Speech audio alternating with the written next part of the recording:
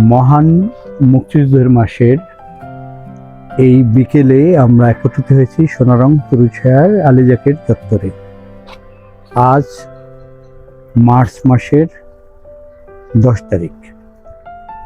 মাসব্যাপী আমরা মুক্তিযুদ্ধে শহীদ, বীর মুক্তিযোদ্ধা, জীবিত মুক্তিযোদ্ধা এবং সেই সময়ে পরোক্ষ ও প্রত্যক্ষভাবে যারা মুক্তিযুদ্ধের সঙ্গে জড়িত ছিলেন, দেশ স্বাধীনের সঙ্গে জড়িত ছিলেন, তাদের শুভেচ্ছা জানিয়ে গাছের চারা উপহার দিচ্ছি।